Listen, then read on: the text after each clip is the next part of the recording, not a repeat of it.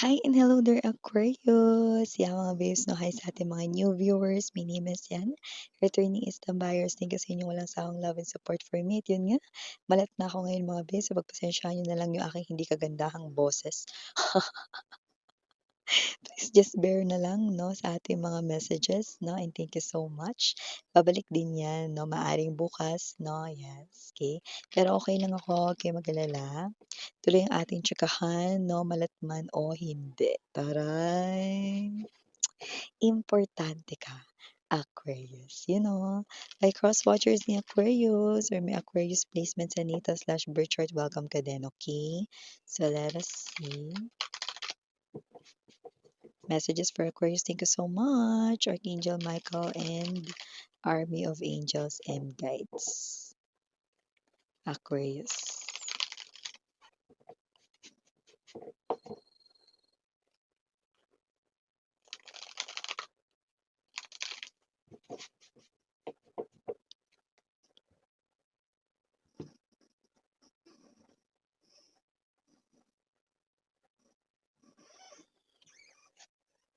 You have the Ace of Clubs, Strength, Energy. Three of Hearts.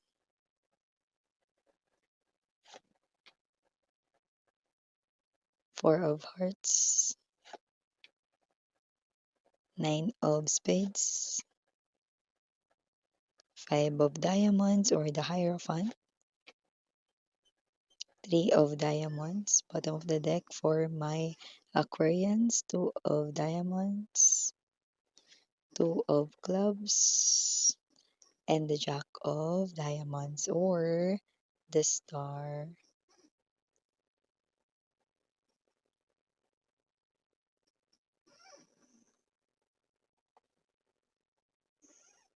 Okay, so nakikita natin dito Aquarius, no?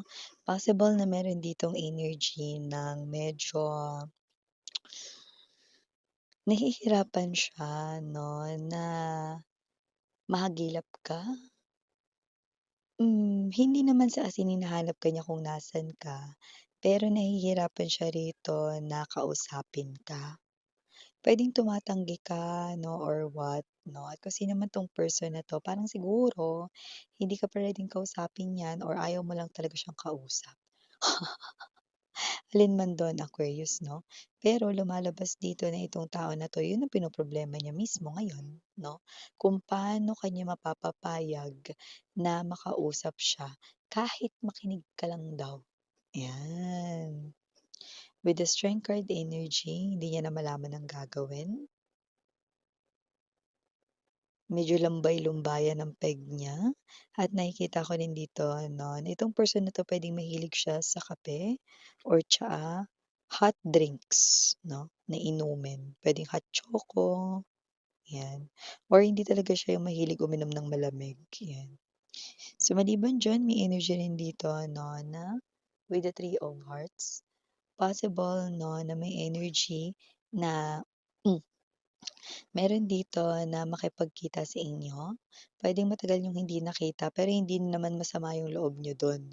Puwedeng long lost friend niyo, puwede rin naman na dating classmate, yung super tagal niyo nang 'di nakita. Puwede rin naman na dating katrabaho or what, 'yan. So, meron dito mag-i-invite sa inyo 'no, na meet naman kayo ulit or usap naman, kuwentuhan lang, ano man nangyari sa buhay-buhay.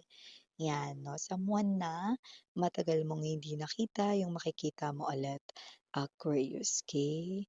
Uy, may naghahanda ritong mag-confess ng nararamdaman niya sa'yo, yung person na matagal na nanahimik sa kanyang emotions and feelings at ito na, ready na siya at may dala-dala pa siya ritong hilig or favorite mo 'no. This is new love, brand new interest na malinaw na may gusto sa'yo. Ngayon hindi ko na siya nakikitang torpe at aamin na 'to ng feelings sa'yo. Possible na puntahan ka nito sa bahay ninyo or sa pinagtatrabahuhan mo, 'yan. Taray, may magko-confess.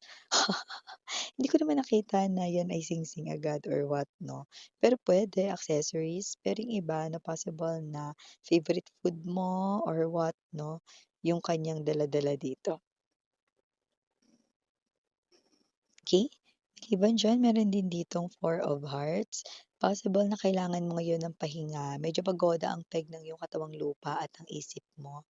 Kailangan mong mag-relax, paminsan-minsan mga babes 'no, okey lang yung matulog ka all day para makabawi ng energy or wag mo munang isipin yung mga problema mo 'no, i-distract mo ang self mo sa mga bagay na hilig mong gawin 'no. Kung gusto mong mag-drawing, kung gusto mong manood ng mga Netflix and ng palabas 'no, movies, series, manood ka para makapag-relax ka. Huwag mo munang isipin ang mga iba mo pang mga problema, okey?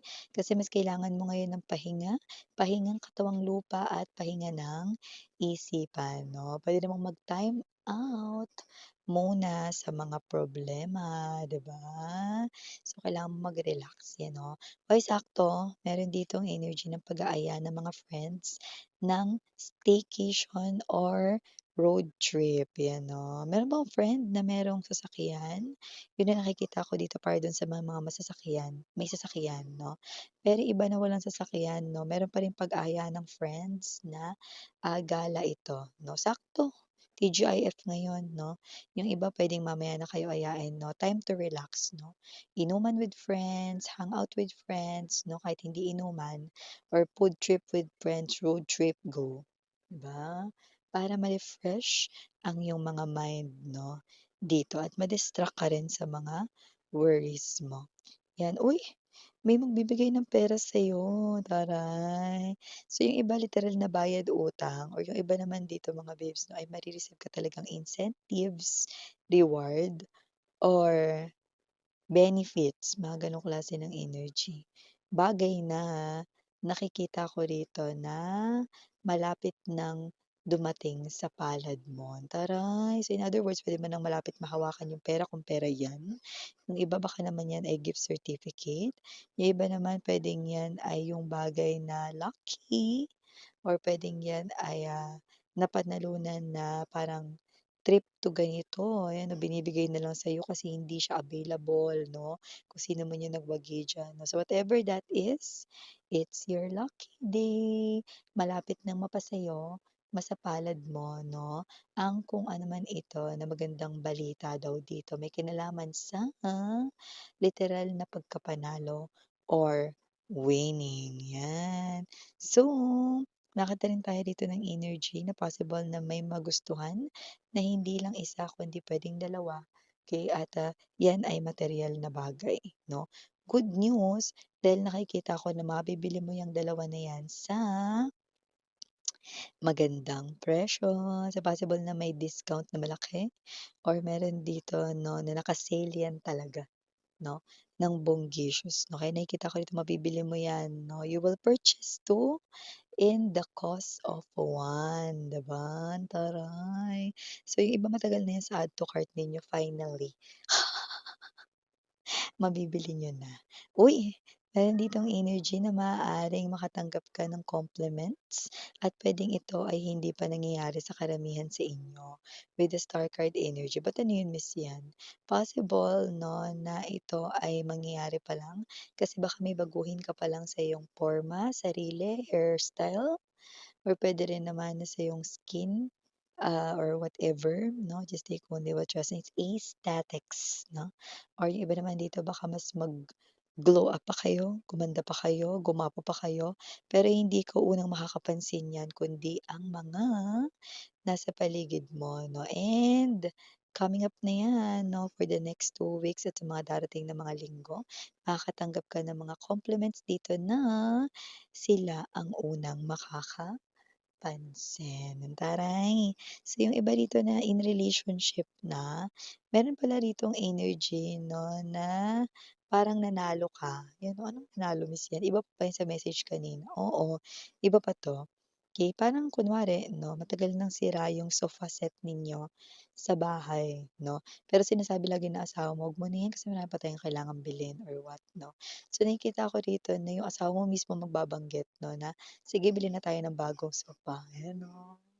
Meron kasi ako nakita rito magandang balita na mangyayari 'no, sa partner mo dito, eh, but man hindi naman ibig sabihin na asawa mo na yun, puwedeng ka-live-in mo siya or, partner mo ng kahit tagal 'no, bagay na parang hindi naman sa tutol, pero parang 'wag daw muna 'no, nung time na yun ay, hinihingi mo or gusto mo 'no.